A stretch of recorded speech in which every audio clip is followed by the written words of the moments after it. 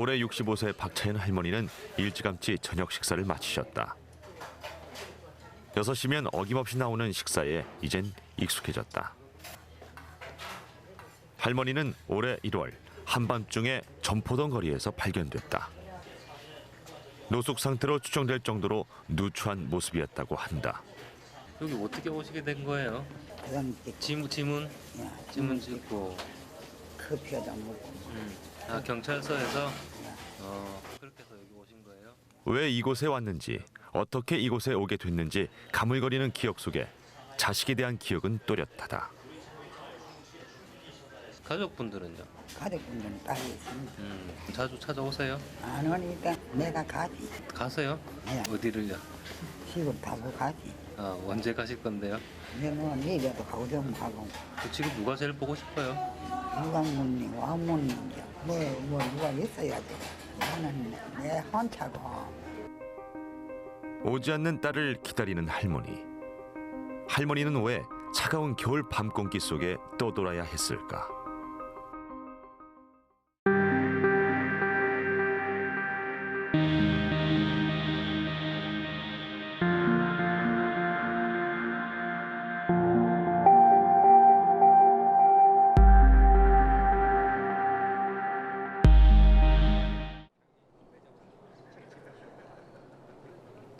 부산 금정구에 위치한 이 요양병원은 실종 노인들의 일시 보호소 역할을 했던 곳이다.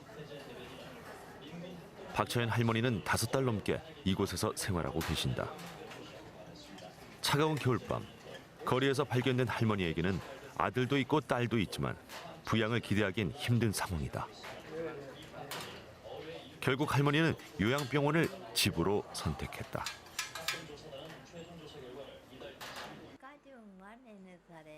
박차연 할머니보다 2달 먼저 이곳에 오신 정금이 할머니는 수줍음이 많다.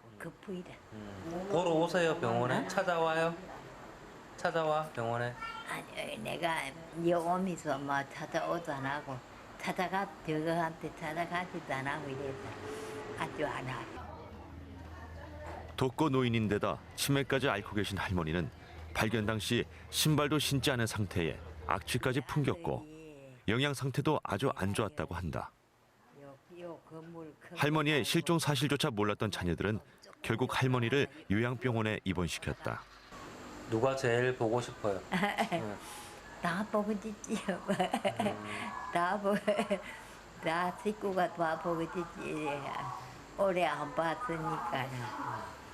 집 모르세요? 집 어디신지?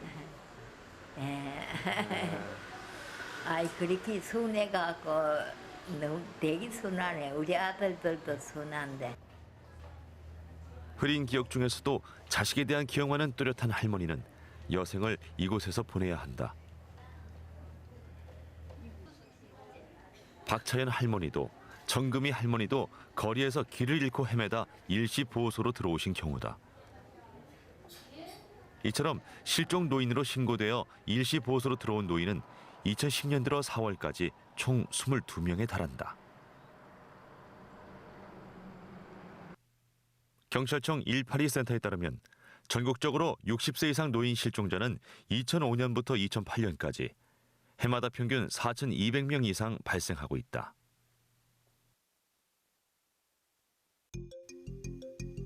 부산 지역 노인 실종자 수는 2005년 296명에서 2009년에는 333명으로 늘어났고 올해도 4월까지 105명이나 발생했다. 치매 노인 실종 건수도 2005년 267명에서 2009년 462명으로 1.73배 증가했고 올해 4월까지 발생한 건수만도 114명이나 된다. 노인 실종자와 치매 환자 실종자를 합하면 2009년 기준으로 하루 2명의 노인이 사라진 셈이다. 그러나 실종 노인에 대해서는 정확한 규정조차 없는 것이 현실이다 보니 실종 아동법이나 정신지체 장애인에 준해서 판단되고 있다. 현재 치매 노인의 경우에는 특별한 법률 규정이 있는 것이 아니고 경찰 예구에 의해서 저희들이 경찰이 활동을 하고 있습니다. 이런 증가하는 노인과 치매 노인의 실종 건수에 맞추어서 치매 노인에 관련된 규정도 법률화시키는 것이 맞다고 생각이 되고 있습니다. 실종 노인을 찾는 창구로는 보건복지부의 지원을 받는 어린이재단 노인실종상담지원센터가 있다. 그러나 이곳은 경찰청 자료를 공유해 실종 노인을 찾는 가족을 지원하는 역할만 할 뿐 노인을 발견했을 때 가족을 찾는 일은 하지 않는다. 부산은 7개 특별시와 광역시 중에서 노인 인구의 비율이 가장 높다. 그래서 노인 보호 전문 기관도 2곳이나 되고 2004년 전국에서 처음으로 실종 노인을 찾는 시스템도 가동했다. 경찰 지구대와 시군 구청으로 분산돼 있는 신고 창구를 노인 찾아주기 종합센터로 일원화한 것이다. 길 잃은 노인들을 예방 홍보하고 또 길 잃은 노인들을 일시 보호한 후에 보호자들이 쉽게 또 찾아가실 수 있도록 이제 설치하게 됐는데 전국에서 최초로 이제 우리 부산에서 설치를 했고 또 정부에서도 수험 사례로서 이제 타 시도에 소개한 바도 있습니다. 그 결과 실종 노인과 그 가족을 연결하는 데 적지 않은 성과를 올리고 있다. 다행히 실종 노인 신고 건수도 줄어들고 있는데 그러나 실제 상황은 악화되고 있다. 노인 찾아주기 센터의 통계 결과 해마다 실종 건수는 줄어들지만 일시보호소의 운영 일수는 급격하게 늘고 있다. 실종 노인을 찾는 일에 가족이 그만큼 적극적이지 않다는 얘기다. 예전에는 정말 순수하게 길을 잃으신 분이 많으셨어요. 진짜로 정말로 잠깐 나온 사이에 깜빡하셔가지고 젊으신 분들도 모르는 길 가면 좀 당황되지 않습니까? 똑같거든요. 그래서 어르신들도 늘 가는 길이지만 순간 당황해서 길을 잃었고 보호자들한테 연락을 하면 이제 바로 찡겨야 했어요. 근데 제가 한 몇 년 이렇게 지나고 보니 확실히 이게 좀 추세가 확실히 많이 바뀌었어요. 그래서 요새는 보면은 순수하게 길을 잃으신 분은 좀 드문 것 같고요. 거의 뭐 버려지거나 아니면 본인이 가출을 한 경우인데 노인 가출은 청소년 아동 가출하고 만약에 의미가 다르거든요. 실종 노인에 대해서는 기노, 미노라는 표현을 쓴다. 미노란 인지기능 장애 등으로 길을 잃어 가족으로부터 잠시 이탈되어 있는 노인이라는 뜻으로 2004년 국립국어원 신어자료집에 수집된 단어다. 기노란 말 그대로 돌보지 않는 버려진 노인을 말한다. 그러나 이런 이분법적인 분류는 큰 의미가 없다. 행정 편의상의 분류를 하는 거고요. 실무에 있어서는 이 사람은 유기다, 뭐 이 사람은 가출이다, 이 사람은 민호다라고 이렇게 단정 지을 수는 없죠. 설사 버렸다 하더라도 저희가 현장을 보지 않은 이상은 버리신 거 맞죠라고 말할 수가 없죠. 그러니까 그거는 누구라도 그건 판단할 수가 없는 부분이니까 원칙적으로 딱 들어올 때부터 분류한다는 것 자체가 의미가 없고요. 설사 분류를 한다 해도 결과에 아무런 영향을 미치지 않기 때문에 의미가 없어요. 실종 노인이 발견되면 먼저 건강 상태를 확인한 다음 본격적인 가족 찾기에 들어간다. 전산망이 발달한 요즘은 가족을 찾기까지 하루 이틀이면 충분하다. 단 가족도 노인을 찾으려고 노력할 때 해당되는 얘기다. 2009년 실종 신고 중에 가족이 노인을 찾지 않거나 실종 사실조차 모르고 있던 비율은 40% 가까이나 된다. 10명 중 4명은 가족으로부터 외면을 당했다는 얘기다. 노인 실종의 가장 큰 원인은 인지능력 저하다. 나이가 들에 따라 나타나는 자연스러운 노화 현상이지만 최근에는 치매 등 노인성 질환에 의해 더 많이 발생하고 있다. 대표적으로 가장 흔한 증상이 이제 기억력 저하입니다. 그래서 금방 들었던 이야기를 잊어버리고 했던 말을 반복하는, 약속을 했던 걸 잊어버릴 수도 있고요. 그런 것들이 제일 대표적일 수도 있고, 또 중요한 것이 공간 감각이 떨어집니다. 그래서 이제 심한 경우는 이제 자기 집이 어딘지를 모를 수도 있고, 집안에서 화장실을 못 찾을 수도 있고, 조금 이제 경증인 경우는 주위 밖에 나가면 이제 위치 감각이 떨어져 가지고 자기 집을 잘 못 찾아올 수도 있고, 어디 장소를 찾아가려 하는데 길을 못 찾는 그런 증상이 올 수가 있습니다. 부산 동래구 보건소는 매주 월요일마다 어르신을 대상으로 간이 인지 검사를 실시한다. 간단한 검사를 통해 치매 위험도를 체크해 볼 수 있기 때문이다. 근데 어머니 기억력이 조금 안 좋으시다요. 예. 공부를 하다가 보니까 관심을 가지고 이제 매주 월요일 하고 있거든요. 찾아오세요. 찾아와셔가지고 요걸 이제 설문지를 하고 보면은 조금 이제 대충 한 3분의 1 조금 못되게 조금은 우리가 안타깝다 이렇게 생각하시는 분이 계시거든요. 간이 검사를 통해 인지 저하가 의심된다고 판명되는 비율은 대략 30% 정도. 이런 경우는 본인의 희망에 따라 거점 병원에서 정밀 검사를 받을 수 있고 소득 수준에 따라 치매 치료비도 지원받을 수 있다. 가족분들이 치매라고 이제 진단이 나셨을 경우에 사실은 사회적으로 이웃이나 주변에 잘 알리시기를 꺼려하세요. 그렇다 보니까 정보에도 좀 어두우신 편이고, 그리고 그 가족 안에서 이제 어떤 그 부딪힘이나 그런 이제 갈등들이 많이 일어나게 되어 있죠. 그래서 그런 것들을 좀 더 해소하고 그렇게 하기 위해서 이제 제가 이제 좀 사회복지사로서 이제 그 어르신들의 가족의 동의를 얻은 후에 이제 방문을 해서 어떤 정보 제공을 한다든지 아니면 이제 자원을 연계를 해주신다든지. 노인 실종과 치매는 뗄래야 뗄 수 없는 관계. 치매 발생 원인은 다양하다. 신체적 이상에 의해 나타나기도 하지만 우울증 같은 마음의 병이 더 큰 발생 원인이다. 우울증이 있는 환자가 치매에 잘 걸립니다. 그래서 우울증의 치매 중요한 위험인자가 우울증이라고 할 수 있고요. 그다음에 치매가 있으면 또 우울증이 동반이 또 잘 됩니다. 그래서 우울증하고 치매는 굉장히 중요한 연관성을 가지고 있기 때문에 우울증을 초기에 잘 치료하면 치매로 진행하는 것을 어느 정도 이제 막을 수 있다는 그런 연구 결과도 있습니다. 그만큼 이제 우울증과 치매는 굉장히 중요한 서로 관계를 갖고 있다고 할 수 있습니다. 육체의 불편함 위로 정신적 질병까지 더해지면 노인은 삶에 대한 희망을 잃게 되고 스스로 비극적인 결말을 선택하기도 한다. OECD 국가 중 최고의 노인 자살률. 우리의 슬픈 자화상이다.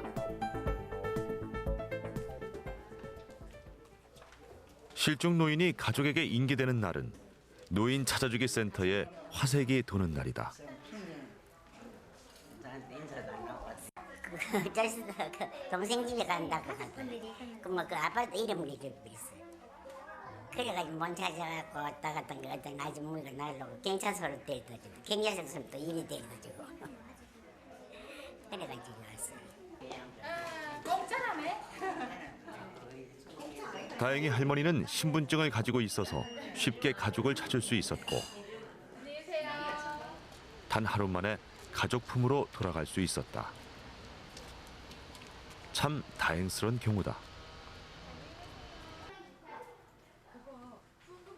그러나 노인이 앓고 있는 질병이 심할수록 배회의 정도가 심해지게 되고 실종 횟수도 잦아지게 된다. 가족도 지치게 마련이다. 여보세요. 네, 예, 선생님 안녕하세요. 네, 주말에 생각은 한번 해보셨어요? 아, 그러세요. 그러면 어르신은 그러면 뭐 결정 가족끼리 아직 하고 계세요? 이 노인은 경찰에 실종 신고만 6번, 노인 찾아주기 센터에도 3번이나 접수됐던 단골 노인이다. 네. 배회하는 치매 십성을 가진 노인을 가족들만의 힘으로 돌보기엔 아무래도 역부족이다. 그러니까요. 그러니까 그거는 자기가 걷고 싶고 배회하고 싶은 본능이 지금 굉장히 많으시단 말이에요. 그러면 굉장히 넓은 데로 보내셔야 돼요. 그 시설을 가시더라도 뭐 깨끗하고 음식 잘 나오는 거를 사실 주로 하지 마시고 그 결국 노인의 가족은 요양시설을 수소문 중이다. 최선의 방법이 힘들다면 차선의 방법을 찾아야 한다. 우리나라의 부양 형태를 보면 장애가 있는 노인의 어떤 2% 정도가 시설에서 보호되고 있고 나머지 98%는 가정 내에서 보호되고 있습니다. 사실 가정에서 보호되고 있는 98% 노인들이 다 어떻게 보면 부양을 잘 받고 있다고 담보할 수는 없지만 한국에서는 아직까지 가족이 부양의 책임을 떠맡고 있는 상황입니다. 이러한 이유로 부양을 하고 있는 어떤 가족 송원이 경제적으로, 심리적으로, 신체적으로 많은 부양 부담을 안고 살고 있습니다. 특히 이러한 부양 부담은 원하지 않는 어떤 학대랄지 유기로 연결되는 경우가 사례가 좀 많습니다. 아직 우리나라는 노인 부양을 전적으로 가족의 몫으로 넘기고 있다. 이에 따른 노인 가정의 피로도가 커지면서 유기되는 노인도 늘고 있다. 그래서 보시면 할머니가 그저 가방을 옷에 놓고 노상에 쭈그려 앉아 수시간 있는 것을 주민이 신고해서 이 노인은 2009년 2월 부산 대연동의 한 교회 앞에서 발견됐다. 경북 영주가 고향인 노인이 어떻게 부산까지 오게 됐고 아무 연고도 없는 건물 앞에 계셨는지 그 이유를 알려주는 것은 옷가방 속에 들어있던 편지였다. 당장 자신도 먹고 살 길이 막막하다는 하소연. 노모를 그렇게 놓을 수밖에 없는 절절함이 편지 속에 녹아있다. 이렇게 부모님을 사랑하지만 미워할 수밖에 없게 만든 게 노인성 질병이거든요. 그렇기 때문에 이거를 그런 치매나 그런 배회나 아니면 그런 문제가 이 가족들 이렇게 만드는 거지 그 노인이나 가족이 이상을 몰고 가는 건 아니거든요. 올해 부산 연극제에서 공연된 늙은 날의 초상은 오늘날 노인이 갖고 있는 여러 문제점을 보여주는 연극이다. 당장 빚 때문에 세월을 찰 지경이라고요. 그중에서 재혼한 남편의 죽음으로 전처 자식들에게 내몰림을 당하는 노인이 있다. 저희가 어머니께 잘해드린 건 아버지 때문이었다고요. 그런데 이젠 아니잖아요. 내가 너희 아버지하고 15년을 살았어. 너희들이 날 어머니라고 부른 세월도 15년이야. 그리고 이제 끝이고요. 이제까지 아버지 등골 빼먹고 살았으면 됐지. 아직 뭐가 또 남았다는 거예요?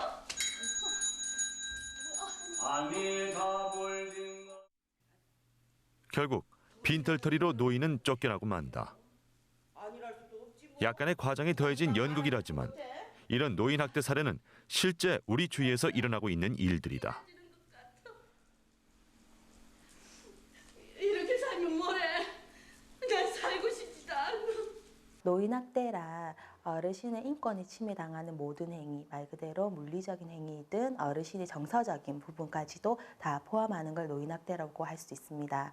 마찬가지로 노인학대의 구체적인 유형을 살펴본다면 신체적 학대, 말 그대로 어르신에게 몸에 상해를 입히는 모든 행위를 신체적 학대라고 하고요. 그 다음에 이제 정서적 학대, 그 다음에 뭐 성적 학대, 방임, 유기, 그 다음에 또한 자기 방임, 또한 경제적 학대를 들 수 있습니다. 어르신에게 뭐 욕설을 한다거나, 그다음 크게 뭐 비난하는 말들, 그다음에 아예 어르신을 보지 않는 것, 접촉 자체를 하지 않는, 그래서 어르신에게 정서적인 말 그대로 심리적 충격이라든지 또한 이로 인해서 어르신이 마음의 상처를 받는 모든 행위를 정서적 학대라고 합니다. 중앙 노인보호 전문기관의 통계에 따르면 2008년 학대 피해 노인은 2,369명으로 해마다 10% 정도씩 증가하고 있다. 2009년 부산 지역에 접수된 노인 학대 신고를 보면 총 416건 중 학대로 판명된 것은 293건으로 70%에 가까운 수치다. 학대의 유형은 정서적 학대가 가장 많고 신체적 학대, 방임, 재정적 학대의 순으로 매일 학대를 받는 경우가 가장 많았다. 학대 행위자 1순위는 아들, 그 다음에 2순위로서 뭐 딸이나 며느리를 들 수 있습니다. 어르신을 부양할 수 있는 부양부담, 말 그대로 노인을 갖다가 자기가 어떻게 대해야 될지 모르겠다라는 그런 부양부담뿐만 아니라 또한 어르신이 경제적으로 혹은 신체적으로 가족한테 많이 의존을 하기 때문에 그에 의한 이제 영향이라고 볼 수 있겠습니다. 경남 사천이 주소지인 최순희 할머니는 부산 시외버스 터미널에서 발견됐다. 할머니 여기 언제 오셨어요? 오래된 거 같네. 어떻게 오셨어요? 병원에 어떻게 오시게 된 거예요? 할머니 길 잃었어요? 온전치 못한 정신에 불편한 몸으로 어떻게 부산까지 오게 됐는지 할머니는 대답을 못하셨다. 슬하에 8이나 되는 자식을 뒀지만 늙고 병든 할머니의 여린 몸을 보살펴줄 자식은 아무도 없는 처지. 그럼 딸다 보고 있대. 오라고 하면 되잖아요. 주소를 안 가더라 왔는데. 주소를 몰라요. 아무도 몰라요. 몰라요. 노인을 제대로 모시지 않는 방임. 그로 인한 가출도 학대 한 유형이다. 가정에서 보호받지 못하는 노인은 결국 살기 위해 집을 나오게 된다.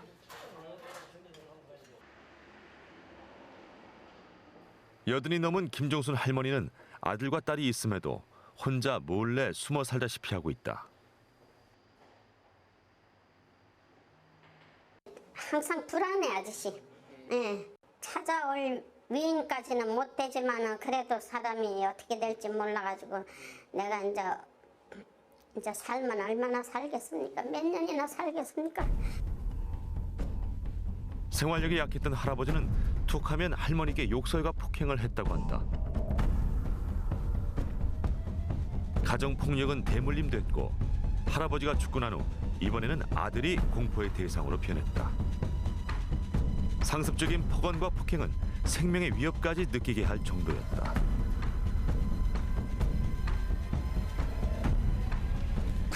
이렇게 버티고 내려다보고 서 있더니 이씨 일어나봐, 일어나 앉아봐, 너 오늘 확 때리치인다면서 옆구리를 차더라고요. 그래서 성격을 평소부터 알았고 이제 아버지도 그렇게 몇 번 맞아 피를 흘렸고 이랬기 때문에 아 이제 죽었구나. 왜 그랬대? 죽은 자는 말이 없는데 오늘 저녁에 이 새끼 손에 맞아 죽는구나. 내 운명과 내 생명이 오늘 저녁에 마지막이구나. 이웃 사람들도 내가 이렇게 사는 걸 모르는데. 입고 있던 옷차림으로 도망치다시피 겨우 집을 빠져나온 할머니는 아들이 자신을 찾을까 봐 두려움을 느끼고 계셨다. 용서를 구한다고 해도 차라리 남남으로 살고 싶다는 마음. 그래도 자식이기에 어쩔 수 없는 연민이 자리 잡고 있다. 너무 믿고 너무 소름, 너무 막 얼굴상으로도 그렇고 너무 소름 끼치게 하고 나빠도 못돼도 너무 못되게 했기 때문에 될 수 있으면 내가 생각을 안 할라 해도 자식은 생각 안 할란가 몰라도 그래도 부모기 때문에 내가 잘못 낳아서 잘못 키운 죄도 있고 그래서 이제 한 번씩 이제 가끔 이제 생각은 나지 아저씨. 불쌍한 생각도 나고 이제 왜냐면 너무 힘들었기 때문에 아들을 공부를 못 시켰어요. 본인의 의지에 의한 가출이지만 노인 가출은 청소년 가출과는 의미가 다르다. 우발적이거나 충동적이지 않다는 말이다. 예를 들어서 자살 같은 경우도 청소년 같은 경우는 관심을 받기 위해서 자살하지만 노인 같은 경우는 삶을 마감하기 위해서 자살하거든요. 시도를 하거든요. 마찬가지로 가출도 청소년 같은 경우는 일시적으로 어떤 관심이랄지 자기 어떤 욕구를 표출하기 위해서 나가지만 노인 같은 경우에서는 살기 위해서 나간다고 볼 수 있는 거죠. 자기 자신의 어떤 집에서 도저히 살아갈 수 없는 환경 때문에 이걸 마감하고 싶은 이유 때문에 일반적으로 가출한다고 볼 수 있습니다. 2000년 고령화 사회에 접어든 우리나라는 2018년이면 65세 노인 인구 비율이 14.3%로 고령 사회에 진입하게 된다. 세계에서 유례를 찾아볼 수 없는 빠른 속도라는 사실이 고령화 시대를 준비하는 우리를 재촉하고 있다.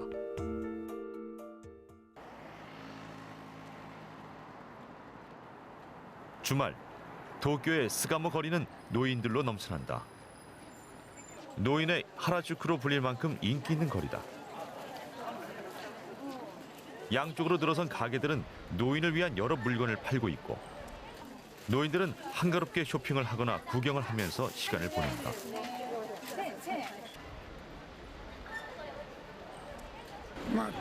年寄りの銀座って言われてますけどね、年寄り向きのものが結構あるんじゃないんですか。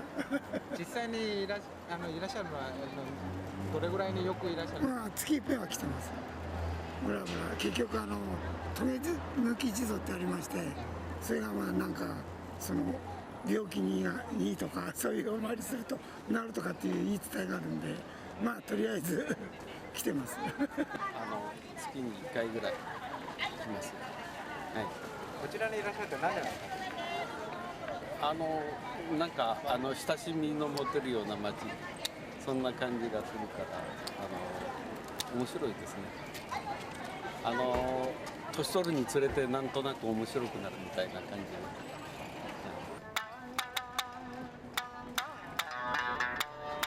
선진국 중에서 가장 빠른 고령화 속도를 보이고 있는 일본은 이미 2005년에 인구 감소기로 접어들어 65세 이상 인구 비율이 세계에서 가장 크고 15살 미만의 비율은 가장 작다. 급속하게 진행된 고령화 속도에 사회적 진통도 크다.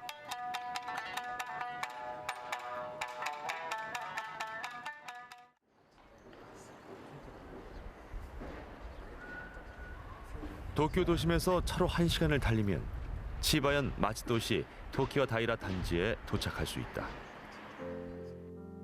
1960년 일본 주택공단이 만든 동일본 첫 대형 단지로 당시만 해도 젊은 사람들이 모여 사는 꿈의 아파트였지만 핵가족화와 산업화의 영향으로 지금은 65세 인구 비율이 30%를 넘는다. こんにちは。こんにちは。ごめんね。お元気ですか？今日は暖かくてね。よかったね。さっき病院。 미야자키 할머니는 49살부터 혼자 살고 있다. お子さんもいらっしゃるんですか？いないです。いらっしゃらない。いないからここにいるのよ。いたら子供のとこ行くんじゃない？寂しくないですか？寂しくないわよ。ずっと一人だから。 할머니가 이곳 생활을 고집하는 이유는 자신의 안전을 걱정해주는 토키와 다이라 고독사 연구회의 방문 서비스 때문이다. 安心、安心。何かについて安心よ。なんかあったらすぐ連絡取れる？はい、取れる。すぐ取れるようになってる。だし危ない時にはね、これもちゃんとバンってやればね。これは何ですか？緊急でいざって時これを押せばね、消防署と松戸の緊急センター行くの。どうしましたって言ってくれる。だからすぐ大丈夫なの。これ。 토키와 다이라 단지가 이런 서비스를 갖추게 된 계기는 10년 전으로 거슬러 올라간다. 지난 2002년 죽은 지 3년이 지난 백골 상태 남성의 시신이 발견됐다. 이듬해에는 실직 후 이혼한 50대 남성이 숨진 지 4개월 만에 발견됐다. 이를 계기로 마츠도의 고독사 제로 운동은 시작된 것이다. それで私もこれをきっかけにですね、その年の5月にまず孤独死110番作りましてね、自分たちの住んでるところでちょっとおかしいなと思ったら連絡してくれと言って孤独死110番作ったんです。そして全住民にですね、事の重大性を訴えていきました。そしてその年の7月にはですね、住民と共に考える孤独死を考えるシンポジウムを開きました。孤独死が発生して、それで今度見守りをよくやるとか、安否確認、家庭訪問、それからそういう困った人たちの安心登録カード、この連絡先を書いてもらったカードをですね、みんな集めました。 110번은 우리나라 112에 해당하는 번호다. 토키와 다이라 고독사 연구회는 돌봐주는 사람 하나 없이 쓸쓸히 죽음을 맞이하고 한참 후에야 발견되는 고독사를 예방하기 위해 일본 최초로 결성된 시민 모임이다.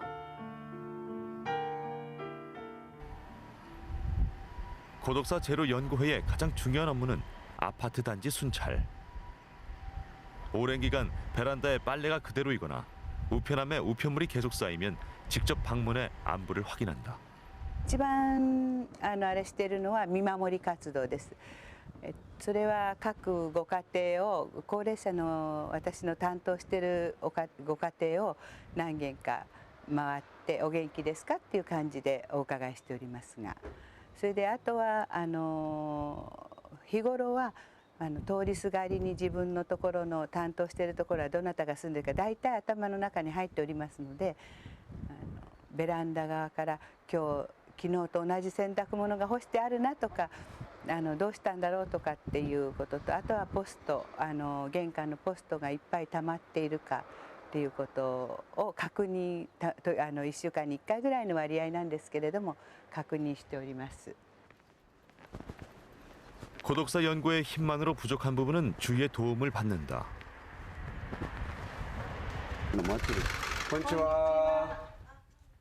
만약의 경우를 대비해 아파트 단지 내의 신문 배급소와도 협약을 맺어놓았다. 配達してる中で異常な新聞のたまり方っていうのがあるんですよ。で我々ほら集金にも伺ってるんですけれども、その集金に行っても配達に行っても全然反応がないということになってくればゾッとしますよね。 매일 발행되는 신문을 배달하는 사람만큼 훌륭한 파수꾼도 없기 때문이다.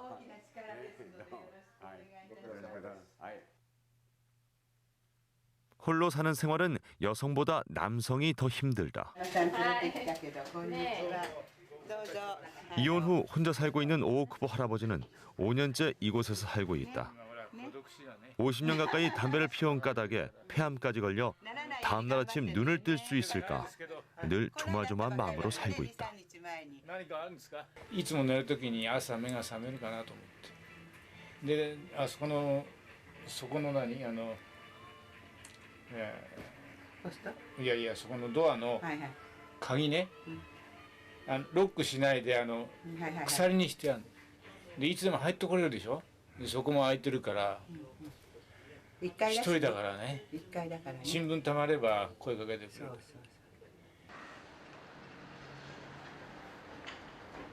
외로운 죽음을 막기 위해서는 서로 돕는 관계가 중요하다.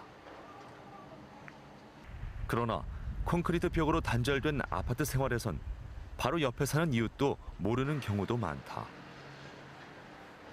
고독사 연구에는 아파트 단지에 사랑방 역할을 하는 살롱을 만들었다.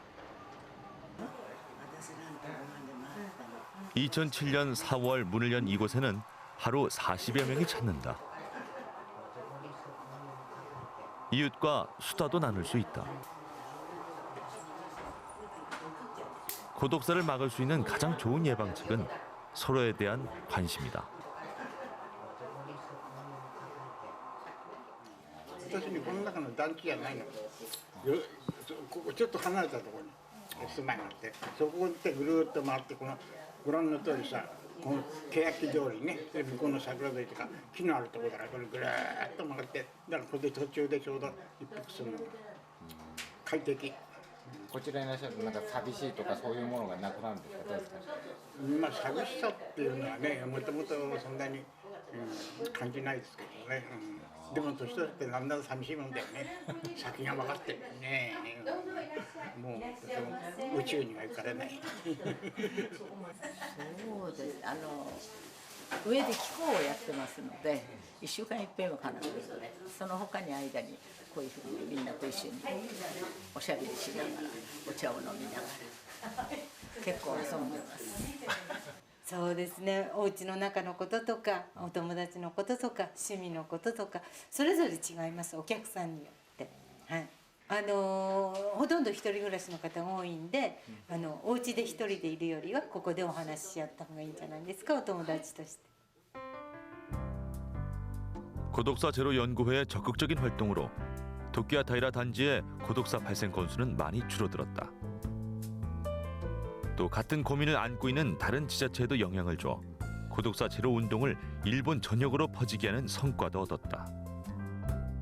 こういう孤独死が起きてる、そしてみんなで助け合いの環境を作ってこのことを多くの人にお知らせしてみんなと共に考えてきました。その結果ですね、孤独死が年間15、6名起きておったんです。これが今だいたい孤独死が10名以下に減ってきております。そういうことで政府も孤独死問題一歩前向きに取り組み始めています。これは孤立死ゼロプロジェクトを組んで政府もこの問題に取り組んでおります。ね、タックル 아오야마 할머니는 도키와 다이라 단지의 최고령자 중 한 명이다. 40년 넘게 혼자 살아오신 할머니는 한국의 가족 제도를 부러워하고 계셨다.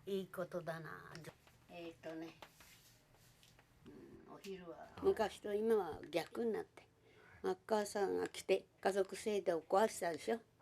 あれが悪いの。だから壊した時にあるおばあさんが交番に駆け込んで、今日からは子供たちは親を見なくてもいい規則になりました。明日から私はどうしたらいいでしょって泣いて交番に来たおばあちゃんがいる。それをね考えると、もうお宅の方は、やっぱり本当にね老人を敬って習慣が昔通りで羨ましいと思ってます。家族制度がね日本の昔と同じで。 일본의 고령화 비율은 23%, 인구 4명 중 1명이 65세 이상이다. 또 65세 이상 인구 6명 중 1명은 혼자 살고 있다. 일본은 가족이나 주위로부터 단절돼 있는 노인들을 위해 성년 후견인 제도를 시행 중이다. 그러나 시행 10년을 맞았지만 기대만큼 호응도는 높지 않다.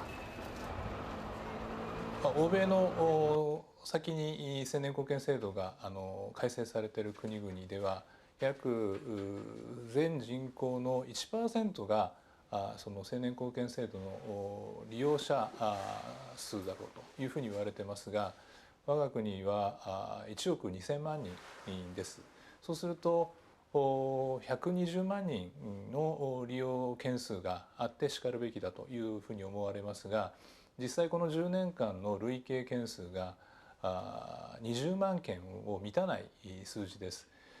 つまり本来成年後見制度を利用すべき人が利用してないのではないかという危惧があります。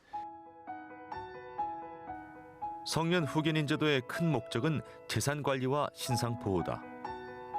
그러나 재산 관리의 비중이 커지면서 부유층 등 일부만이 제도를 이용하는 한계가 나타났고 본래의 역할을 찾아야 한다는 목소리가 높아지고 있다.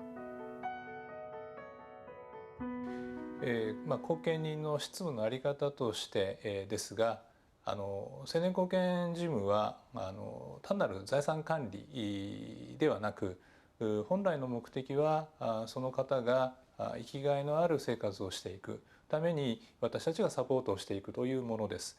ですので、事務的に財産管理をするだけでなく、本人の生きがいのある生活をどのように実現するかという観点で心情看護面を重視した活動をしていく必要があると思います。 우리나라도 노인 인구가 늘어남에 따라 부양 부담을 줄일 수 있는 사회복지 서비스를 적극 활용해야 한다. 어머니, 안녕하세요.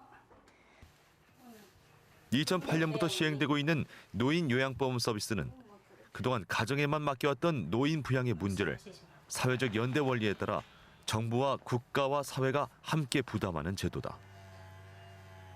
그중에서도 방문 요양 서비스는 요양보호사가 노인의 가정으로 직접 방문해 혼자 힘으로 하기엔 벅찬 일들을 도와주는 역할을 한다. 손도 많이 떨리시죠, 아직? 혼자 힘으로 움직이기 힘든 홀로 사는 노인들에게 특히 유용한 제도다. 좋지요. 내한테 덕이 땡기면 내가 몸 움직이니까 와서 도와주기 좋지. 만날 불안하지 마음이 불안해도 뭐 약을 먹고 한 게 외롭지만 안 많게도. 외로울 때 누가 가장 생각나세요, 할머니?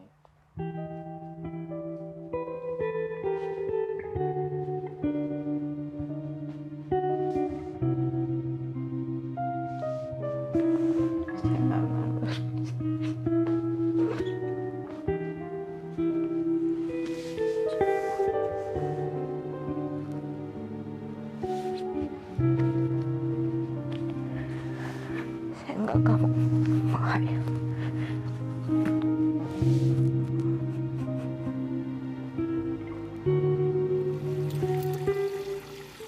홀로 계신 어르신의 외로움을 보듬어주고 손과 발이 되어 집안일도 돕는 생활 속 후견인이 되는 셈이다. 그래도 이런 어르신들은 저희들이 잘 돌봐드리니까 그나마 참 다행이라고 생각하죠. 근데 자식들이 다 있어도 요즘 다 바쁘고 더 멀리 떨어져 있고 하니까 잘 못 돌봐드리는데. 노인성 질환을 앓고 있는 노인을 집에서 하루 종일 보살피기란 쉽지 않다. 그래요. 사모님 제가 늦어서. 자, 갑시다.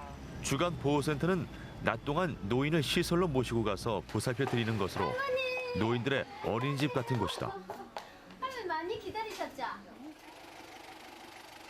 맞벌이라든지 경제 활동을 하는 가족의 부담을 덜어주고 부양 가족에게 휴식 시간을 제공해주는 장점이 있다. 또 어르신도 좀 더 전문적인 보살핌과 또래 말벗과 어울릴 수 있는 장점이 있다.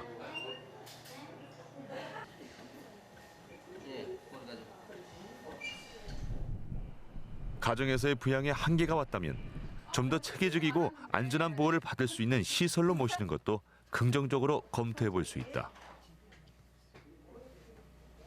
치매라든가 중풍으로, 그다음 이제 그 만성 노인성 질환으로 이제 앓고 계신 분을 우리가 모시고 있는데, 이런 어르신들을 집에서 가정에서 모시기에는 너무나 힘들죠. 왜 그러냐면 핵가족 시대가 되면서 주로 이제 그 맞벌이를 하게 되고 하니까 정말 그 24시간을 부모님을 공경할 수 있는 형편이 여러 가지로 안 되죠. 이때는 노인에게 더 많은 관심이 필요하다. 가족으로부터 분리됐다는 마음을 가지지 않도록 꾸준한 방문이 필요하다. 그럼 죽이라도 많이 잡수서 말모에 기운 차린다. 그러나 많은 가족이 이런 사회복지 서비스에 대해 알지 못하고 있고 노인 부양은 가정에서만 이루어져야 한다는 고정관념에서 벗어나지 못하고 있는 것이 현실이다. 동거한다 안 한다를 이제 뭐 어떤 그 효의 가치 개념으로 볼 수 있는 그런 시기는 지났다고 봅니다. 옛날에 그 우리 효라고 하는 것은 이제 부모를 봉양하고 옆에서 모시고 그렇게 하는 것이 가장 중요한 그 효의 항목 중에 하나였는데, 자녀하고 같이 사는 노인들이나 따로 사는 노인들이나 뭐 이렇게 그 소위 말해서 이제 생활 만족도, 삶의 만족도가 차이가 나겠느냐 하는 걸 보면은 차이가 없다는 연구가 훨씬 많아요.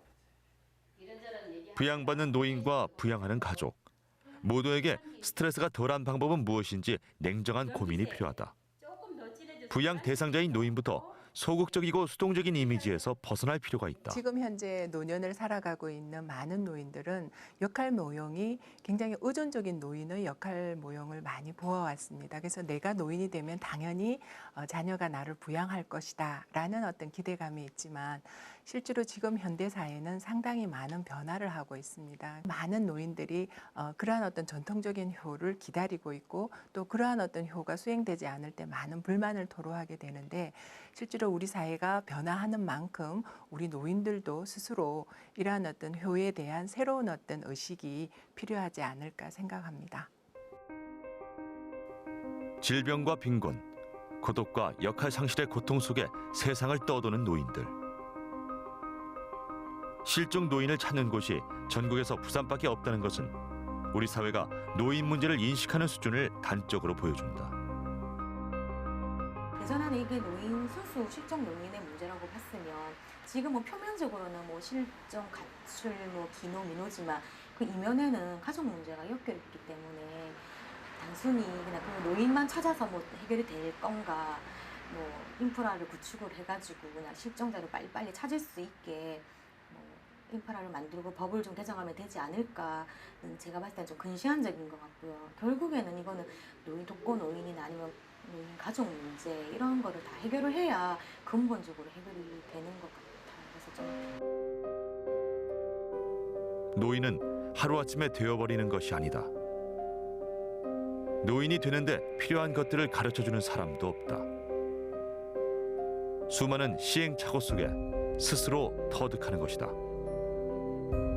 그러나 급변하는 사회 속에 노인이란 이름은 부양이나 부담의 존재로만 인식되고 있다.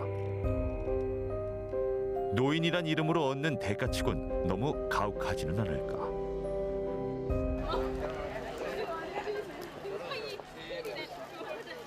지난 어버이날 어린이 대공원.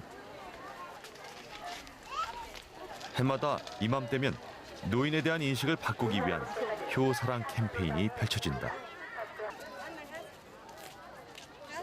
할머니, 할아버지 하면 본인들과 상관없는 그냥 뭐 늙은 사람, 뭐 흔히 말해서 좀 부정적인 인식들을 많이 가지고 있는데요. 그런 것뿐만이 아니라 할머니, 할아버지에 대해서 긍정적인 인식도 좀 심어줄 수 있었으면 하고 부모님한테 단지 뭐 싫고 좋고가 아니라 그냥 정말 부모님을 한번 안아주고 말씀 잘 듣는 것만이 부모님한테 효도하는 길이라는 걸 아이들한테 좀 알려주었으면 하는 생각에서 진행하게 되었습니다. 아이들은 효도라는 단어의 사전적 뜻보다 자신이 지킬 수 있는 약속에 대해 생각할 기회를 갖는다. 할아버지, 할머니 커서 효도해드릴게요. 사랑해요. 부모님께 효도해드리고 동생과 싸우지 않게 착한 누나 되려고. 할아버지, 할머니 사랑해요. 3대가 함께 사는 전통적인 가정 형태가 무너진 지 오래된 지금. 할머니, 할아버지와 함께 있는 기회조차 드물다. 다정한 할아버지, 할머니의 모습이 될 것인가? 부양의 존재로만 인식할 것인가? 우리의 생각 속에 그려지는 노인의 모습이 바로 우리의 미래 노인의 모습이 될 것이다.